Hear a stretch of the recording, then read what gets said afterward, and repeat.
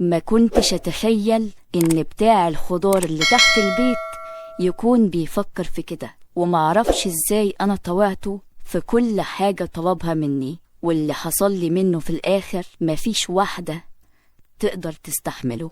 صاحبة القصة بتقول: أنا عندي 26 سنة واتجوزت سيد جوزي وهو كان شغال نقاش، وكنا ساكنين في شقة بالإيجار في منطقة شعبية، وكنت ساكنة في الشارع اللي فيه السوق بتاع المنطقة. كنت ساكنة في الدور الأول، ومن 2 سنين في واحد جه أجر المحل اللي تحت البلكونة بتاعتي. هو شاب عنده 35 سنة، وكان فاتح قبله واحد بتاع سمك ومشي. المهم الراجل ده بعد ما فتح، أنا دايما بنزل أجيب حاجتي من السوق، والخضار بالذات بجيبه من أقرب واحد ليا عشان ما شيلش مسافة كبيرة، فبقيت دايما أشتري منه. لاحظت إن أنا كل ما أروح عنده بيبيع لي الخضار بسعر أقل من اللي هو كاتبه، وبيقول لي عشان خاطرك انتي بكذا. فأنا بصراحة ما كنتش بستغرب قوي، وبقول علشان يعني عارف إن أنا جارته وكده، فأكيد هو بيعمل كده عشان أنا جارته. لحد ما جت عليا أيام جوزي ما كانش بيشتغل فيها خالص، علشان صدره تعب من الحاجات الكيماوية اللي هو بيشتغل بيها في النقاشة، والظروف بقت صعبة علينا قوي قوي قوي، لدرجة إن أنا بقيت أشتري الأكل من الناس اللي أعرفهم ويعرفوني بالشكوك. ولما ربنا يبعت لي فلوس من عند أبويا أو أمي كنت بنزل وأسدد الفلوس اللي عليا. ولما رحت لبتاع الخضار قلت له: ينفع أخد منك خضار وابقى حاسبك بعدين يعني؟ قال لي: انت تاخدي اللي انت عايزاه في أي وقت، وما تشغليش بالك بالفلوس خالص. وفعلا بقيت آخد من عنده خضار لمدة شهر، وبقى عليا مبلغ كبير قوي ليه والباقي الناس. وجوزي كل ده قاعد في البيت وما بقيتش عارفة أعمل إيه، لحد ما فكرت إن أنا أبيع حاجة من البيت علشان أسدد الفلوس اللي عليا، علشان بصراحة شكلي بقى وحش قوي وما بقيتش قادرة أشتري أي حاجة تاني من الناس. رحت أول حاجة فكرت فيها هي الشاشة بتاعة التلفزيون، بس ما كنتش عارفة أبيعها لمين. المهم قبل ما أفكها نزلت تحت في الشارع وقلت أسأل كام واحد من اللي أعرفهم لو حد محتاجها. المهم لقيت واحد عاوزها، بس للأسف نزل في سعرها كتير قوي. يعني أنا أول ما جبتها جديدة كانت ب5000 جنيه، فقلت لو أنا بعتها ب3000 وسددت الفلوس اللي عليا مفيش مشكلة، إنما هو كان عايزها ب2000 جنيه، فطبعا أنا رفضت. لحد ما رحت لبتاع الخضار اللي تحت البيت عندي وقلت له عليها، فتقريبا هو حس إن أنا ببيعها علشان مش معايا فلوس، خصوصا إن هو عارف إن أنا باخد منه خضار بقالي شهر من غير ما ادفع فلوسه. فلقيته بيقول لي: أنا عاوز أطلب منك طلب. قلت له: خير. قال لي: بس تعالي نقف على جنب بس علشان الناس. المهم بعدنا عن المحل شوية ولقيته بيقول لي: ممكن تعتبريني أخ ليكي؟ قلت له: إزاي يعني؟ قال لي: بصي، أنا زي أخوكي، وإحنا كلنا معرضين إن أي حد فينا تحصل معاه ظروف زي دي، وأكتر من كده كمان. أنا عارف إنك عاوزة تبيعيها علشان الظروف معاك ومع والدك مش كويسة. قلت له: والدي إيه؟ على فكرة أنا متجوزة. قال لي: ما شاء الله، والله اللي يشوفك يقول إنك لسه صغيرة. قال لي: أنت عندك كام سنة؟ قلت له: عندي 24 سنة. قال لي: طيب جوزك بيشتغل؟ قلت له: والله هو كان شغال نقاش، بس صدره تعب من الحاجات اللي بيشتغل بيها، ودلوقتي قاعد اهو بقاله شهر. قال لي: طيب بصي، هنتفق اتفاق. قلت له: اتفضل. قال لي: هو التلفزيون ده كنت هتبيعيه بكام؟ قلت له: يعني لو جاب لي 3000 جنيه بصراحة كنت هبيعه. قال لي: طيب بصي، أنا هدي لأختي 3000 جنيه وتخلي التلفزيون عندك زي ما هو، وانت لما ربنا يفرجها عليكي ابقي ادفعيهم لي حتى لو 100 جنيه كل شهر. طبعا أنا رفضت لأن أنا معرفوش، وعمري ما خدت فلوس من أي حد غريب قبل كده. بس هو فضل مصمم إني لازم أخدهم، وقال لي في حاجة تانية بقى أهم. قلت له إيه هي؟ قال لي أنا واقف في المحل لوحدي وعاوز حد يساعدني ويقف معايا فيه، فأنت إيه رأيك لو جوزك ينزل ويشتغل معايا؟ قلت له بس أنا هقوله إزاي إن أنا عرفت حاجة زي كده وإن أنت محتاج حد معاك؟ ما هو ما يعرفش أصلا إن أنا وقفت واتكلمت معاك، ولو عارف إن أنا اتكلمت معاك هيعمل معايا مشكلة كبيرة قوي. قال لي بصي، انت ممكن تقولي له ان انت كنت واقفة بتجيبي حاجة من عندي وسمعتيني بتكلم مع زبونة ان انا عاوز حد يشتغل معايا، وهو لو كده خليه ينزل لي. قلت له حاضر هقول له. قال لي هو اسمه ايه؟ قلت له اسمه سيد. قال لي خلاص قولي له كده وربنا يسهل. وطلعت البيت وانا مبسوطة قوي، بسبب ان انا حسيت ان لسه الدنيا بخير، وان في واحد غريب وقف جنبي لما عرف ظروفي. بعدها بساعة كان جوزي صحي من النوم. قلت له بقولك ايه، انت لازم تشوف شغل في اي حاجة، احنا كده مش هنعرف نعيش. قال لي يعني انا كنت لقيت شغل وما اشتغلتش؟ قلت له على العموم انا النهاردة كنت واقفة بجيب خضار، ولقيت الراجل اللي مأجر جديد تحت بيتكلم مع واحدة وبيقول لها لو عندك حد عاوز يشتغل أنا عاوز واحد يشتغل معايا، فأنت ممكن تنزل تكلمه. قال لي وانت عاوزاني أشتغل بتاع خضار؟ قلت له ماله بتاع الخضار، يعني مش أحسن من قعدة البيت اللي بقت تهودني للي يسوى واللي ما يسواش؟ قال لي لأ مش هشتغل. واليوم ده عملت مع جوزي خناقة كبيرة قوي، وكانت واقفة على الطلاق لحد ما أهله عرفوا باللي حصل، وكلهم طبعا غلطوه ووقفوا في صفي، واتفقنا خلاص إن هو هينزل ويشتغل. ده أنا كمان بحمد ربنا إن أنا مش معايا عيال منه، أنا لوحدي أقدر أستحمل الجوع والعطش، إنما لو معايا طفل صغير في الظروف دي معرفش كنت هعيش إزاي.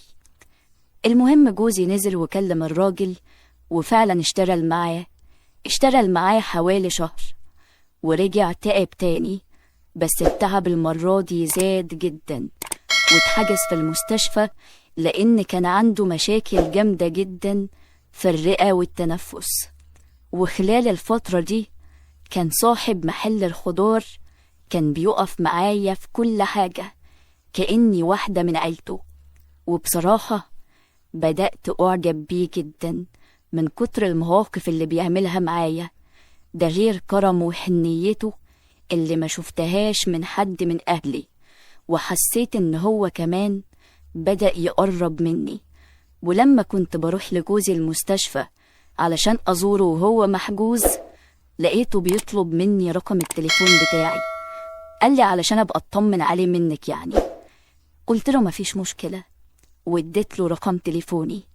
وجوزي فضل محبوس في المستشفى 2 شهر، وفي الشهرين دول بتاع الخضار كان بيكلمني في التليفون تقريبا كل يوم، بنقعد نتكلم بالساعات، وعرفت تفاصيل حياته كلها.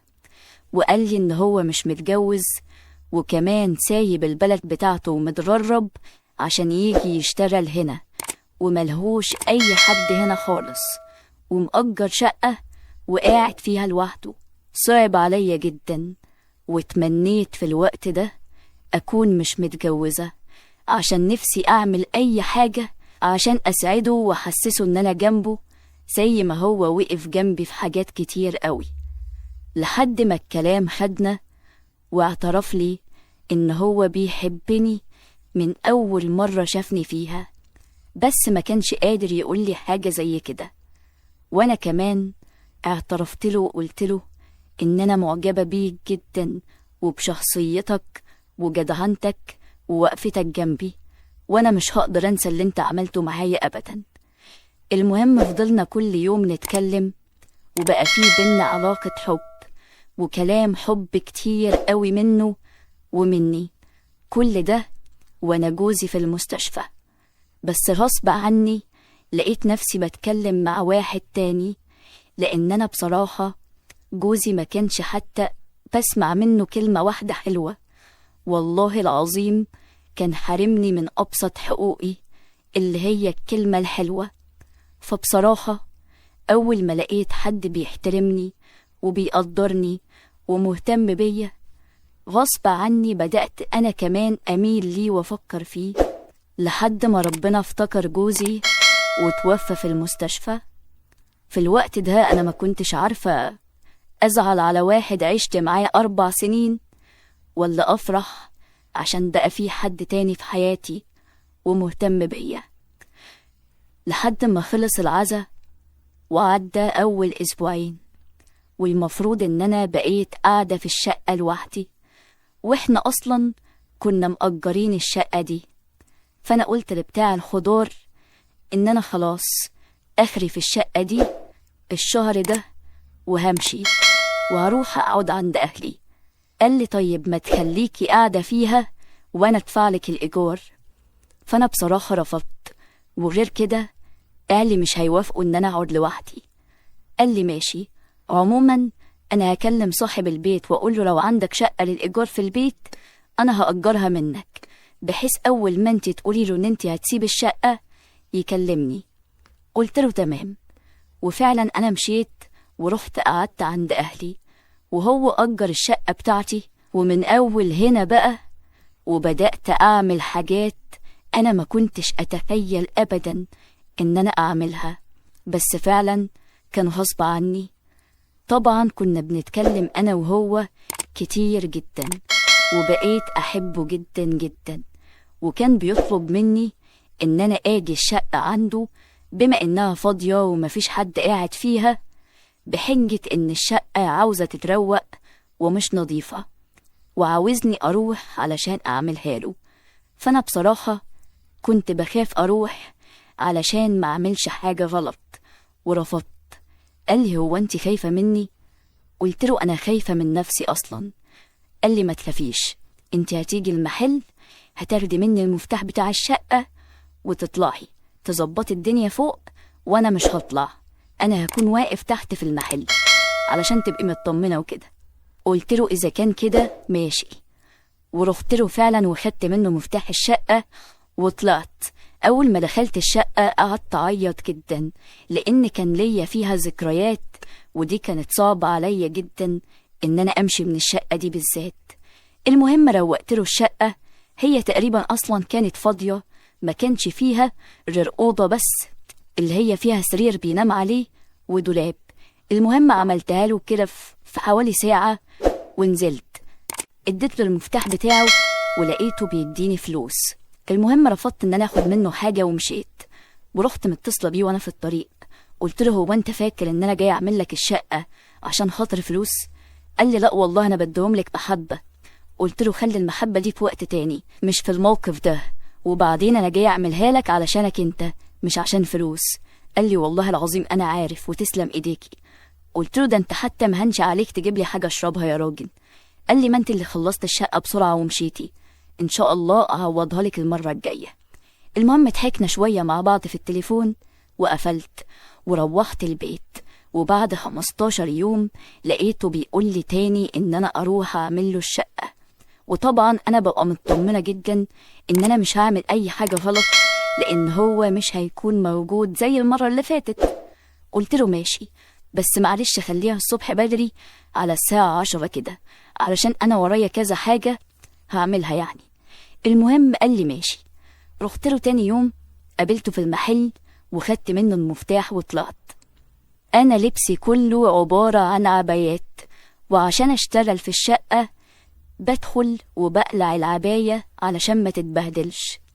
المهم قلعت العباية وبدأت ترويق في الشقة، وبعدها بربع ساعة سمعت صوت مفتاح بيفتح الباب. فأنا اتوترت، وفجأة الباب اتفتح ولقيته قدامي، والأوضة اللي فيها العباية اللي أنا قلعاها فيها كانت بعيدة عني. فرحت علشان ألبسها لقيته راح قفل باب الشقة وجه ورايا وقال لي هو انت مكسوفة مني؟ قلت له بصراحة أنا أول مرة في حياتي أكون مع راجل غريب لوحدي. قال لي وهو أنا كده غريب بالنسبة لك؟ قلت له لا مش غريب. قال لي خلاص سيب العباية بقى وامسكي الشنطة دي شوفي فيها ايه. كان جايب شنطة كده خدتها منه، لقيت الشنطة دي مليانة حاجة ساقعة وعصاير كتير قوي. قلت له ايه كل ده؟ قال لي مش انتي كان نفسك في حاجة تشربيها المرة اللي فاتت؟ قلت له اه بس ده كتير قوي. قال لي مفيش حاجة في الدنيا تكتر عليكي. قال لي على فكرة انا اول مرة برضو اكون مع واحدة وفي شقة مقفولة علينا، بس عموما ما تخافيش انا عمري ما هأذيكي. قلت له انا مش خايفة على فكرة. قال لي طيب ممكن اطلب منك حاجة انا نفسي فيها؟ قلت له نفسك في ايه؟ قال لي نفسي اهدك في حضني. سكت وما قدرتش ارد عليه لحد ما لقيته بدأ يقرب مني وخدني في حضنه. فعلا لأول مرة في حياتي احس ان انا في حضن راجل بجد. حسيت ان هو حاسس بيا قوي وعارف انا كان قد ايه نفسي في حد يحتويني كده. فضل حضني شوية وقال لي انا حاسس ان انا فرحان قوي. قلت له فرحان ليه؟ قال لي اول مرة يكون نفسي في حاجة وتتحقق ومبسوط قوي وانتي قريبة مني كده. المهم ضحكت وقلت له بس كده هتدفع كتير. لقيته بيقول لي وانا عينيا ليكي اللي نفسك فيه هعمله. قلت له وانا مش نفسي في اي حاجة، انا اهم حاجة عندي اشوفك سعيد. فضلنا مع بعض شوية وما حصلش بينا اي حاجة في اليوم ده خالص. وقلت له انا لازم امشي دلوقتي علشان مش هينفع ان انا اتأخر كل ده على البيت. وراح نزل هو قبلي على المحل وانا لبست العباية بتاعتي ونزلت اديته مفتاح الشقة ولقيته بيحلف عليا ان انا لازم اخد الفلوس دي، وكان حاططهم في ورقة كده ولففهم وانا معرفش هم كام. وقال لي اقسم بالله لو ما خدتيهم هيكون اخر كلام بيني وبينك. رحت خدتهم منه ومشيت. ولما وصلت البيت ودخلت اوضتي بطلع الفلوس بعدهم كده لقيتهم 1000 جنيه. ما كنتش مصدقة من كتر الفرحة، وفي نفس الوقت حسيت انه كتير عليا قوي، كتير عليا قوي اللي هو بيعمله معايا. رحت متصلة بيه وقلت له على فكرة كده ما ينفعش، هو انت بتشتغل وتكسب علشان في الاخر تديني انا الفلوس دي؟ قال لي انا وانتي واحد ودي اقل حاجة ممكن اديها لك والله، ده انا لو بطول اجيب لك نجمة من السما هجيبها لك. لما حسيت ان هو بيحبني قوي كده قلت اما اعرض عليه كده فكرة ان هو يتجوزني طالما ان هو عاوزني وبيحبني بالشكل ده. تاني يوم كلمته وقلت له هو انت مش ناوي تتجوز؟ قال لي اكيد ناوي ان شاء الله. قلت له طيب يا ترى لقيتها ولا لسه؟ قال لي لقيتها بس انا قدامي شوية كده على ما اجمع قرشين الاول عشان اعرف اتكلم مع اهلها وكده. قلت له يا ترى بقى انا اعرفها؟ قال لي هو في حد ما يعرفش نفسه؟ قلت له يعني انت قصدك عليا انا؟ قال لي اه طبعا انتي، وانا كنت هكلمك في الموضوع ده بس بما انك فتحت الموضوع فكان لازم اعرفك. قلت له طيب واهلك في البلد هيوافقوا انك تتجوز واحدة زيي كانت متجوزة قبل كده؟ قال لي عموما انا ابويا وامي متوفيين واخواتي كل واحد عايش في حاله ومحدش ليه حكم عليا، وبعدين انا مش هعمل حاجة حرام وانا اختار اللي انا عايزه، بس المشكلة دلوقتي معايا في الفلوس. انا قدامي مش اقل من 2 على ما اقدر اجيب عفش وكده. قلت له خلاص عموما انا لو حد جيت قدم لي في ال2 دول هرفضه وهستناك. واتفقنا على كده. وفعلا كل فترة يبعت ويقول لي ان هو جهز مبلغ قد ايه والفلوس معاه بقت كام، وبقيت عايشة تفاصيل كل حاجة هو بيخطط لها علشان يتجوزني.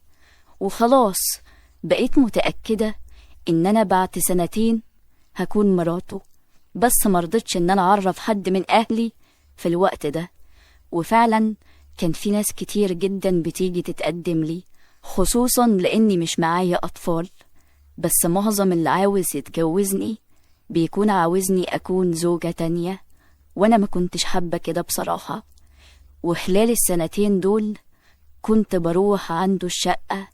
في الاول كنت بروح علشان أروقها وكده، لكن بعد كده بقيت أروح عشانه هو. وبصراحة كل حاجة بقت تحصل بينا، والغريب إن ما بقاش هو اللي بيطلبني علشان أنا أروح له، لأ، بقيت أنا اللي بقوله إن أنا اللي هجيلك، لأنه فعلا بيوحشني وما بقيتش أقدر أستغنى عنه أبدا. عدت سنة وأنا خلال السنة دي عايشة يعتبر معاه، وبروح له كل يوم الشقة أقضي أجمل وقت معاه، وبرجع البيت. والمفروض إن خلاص فاضل سنة واحدة ونتجوز، وقال لي إن هو خلاص خد شقة إيجار قديم عشان مش كل شوية ننقل في مكان تاني. لحد ما قلت له طيب خلاص أنا هعرف أهلي بقى علشان إحنا كمان نظبط نفسنا ونشوف هنجيب إيه. قال لي لأ، ما تعرفيش حد دلوقتي حاجة، خليها قبل الجواز كده بشهر وابقي عرفيهم، وأنا كده كده مش عايزك أصلا تجيبي أي حاجة، أنا هجهز الشقة كلها من كل حاجة. قلت له خلاص ماشي. وتاني سنة دي برضو أنا مستمرة معاه، وبروح عنده كل يوم أو كل يومين، بروح أقعد معاه ساعة علشان ما ينفعش أتأخر على البيت أكتر من كده. ولما خلاص السنة التانية قربت تخلص وبقى فاضل شهر على الجواز زي ما احنا متفقين، فجيت بتصل بيه لقيته مردش عليا. بعديها بفترة اتصلت بيه تاني، راح رد عليا وقال لي معلش أنا مشغول بس دلوقتي هخلص حاجة كده وهكلمك. عدى يوم والتاني وما اتصلش بيا ولا كلمني. جيت اتصل بيه لقيت تليفونه مقفول. فضلت اجرب طول اليوم تليفونه بيديني مغلق. قلت خلاص تاني يوم هعدي عليه في المحل واعرف فيه ايه. وجي تاني يوم الصبح لبست ونزلت، وصلت قدام المحل لقيت المحل مقفول، وانا متعودة وعارفة ان هو بيصحى بدري، فانا بصراحة قلقت عليه قوي. وجربت اتصل بيه وانا واقفة قدام المحل، برضه بيديني ان التليفون بتاعه مقفول. رحت طلعت قدام الشقة وقعدت ارن في الجرس، محدش بيرد ولا حد بيفتح. نزلت ما بقتش عارفة اعمل ايه، قلت اما اسأل المحل اللي جنبه يمكن يكون عارف حاجة. دخلت المحل لقيت في راجل كبير في السن واقف فيه. بقول له يا حاج هو بتاع الخضار ده بيفتح امتى؟ قال لي ده مشي يا بنتي من هنا وكان بيصفي الحاجة اللي عنده امبارح.